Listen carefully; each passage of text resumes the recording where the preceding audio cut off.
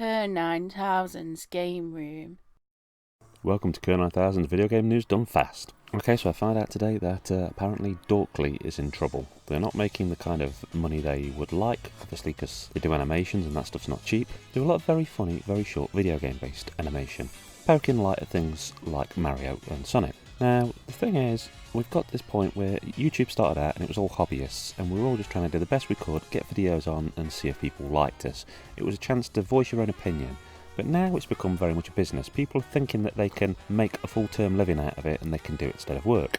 Personally for me, I work and my YouTube is just something I do because I love games and I want to be a part of this. But what should YouTube be? Should it be people on here trying to make a name for themselves, trying to make themselves a business, a brand? Or should it be hobbyists? I don't know. That's a personal question that you have to ask people. I've never chased Patreon or anything like that. But if people enjoy content enough, should they pay for it? I mean, you buy films, you buy games, so if you enjoy something like Dorkly and you want to pay for it, then surely that's your right. All I know is that I think if Dorkly disappear, it'll be sad. It'll be another great thing we used to have that has gone from the internet. There's always these different fads coming in videos and in life in general, and one that's been around for a while is the autonomous sensory meridian response. And it's best described as a tingling sensation that typically begins on the scalp and moves down the back of the neck and the upper spine. And people make YouTube videos on this, and it's very strange to me.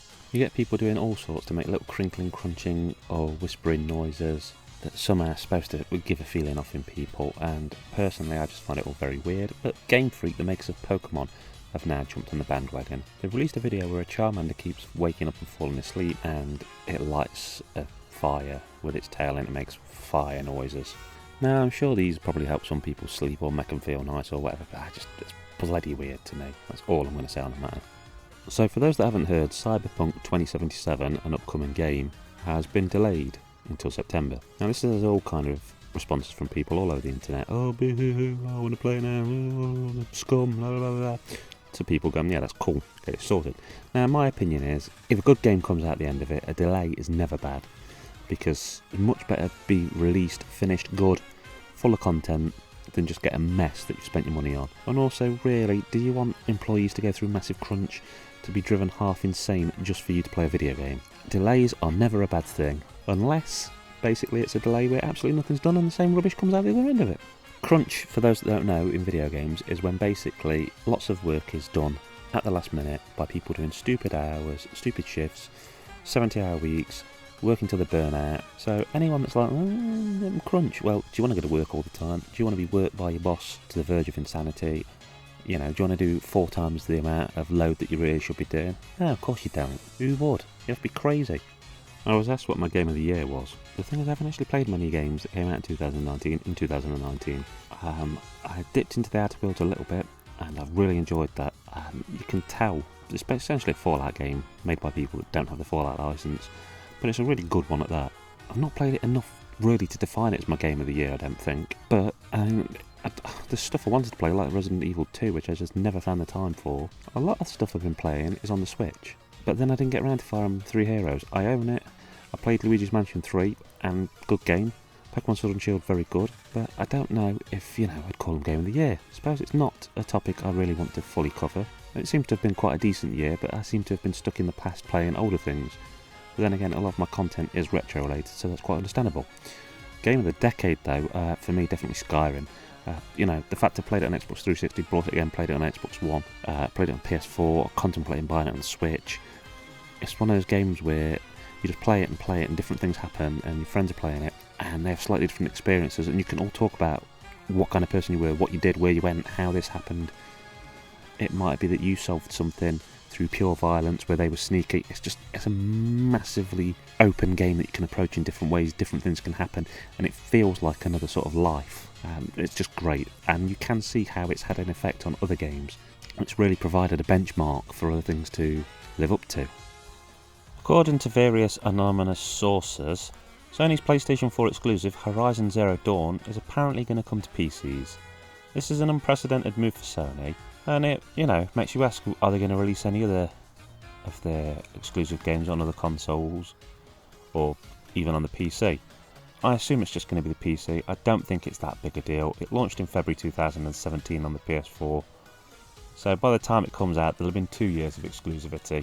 So it's sort of an old game by now standards, and if they can pump a little bit of extra money out of it by selling it to people with PCs, and that can go into developing other things, why the heck not? Ultimately, some people might decide that, oh well, if the games are going to come out on PC, I don't need the next PlayStation, I'll just get a PC. But if there's something you really want, you're not going to wait 2 years. So, good money stream making idea, and as far as I'm concerned, I think it's got minimal sort of downsides.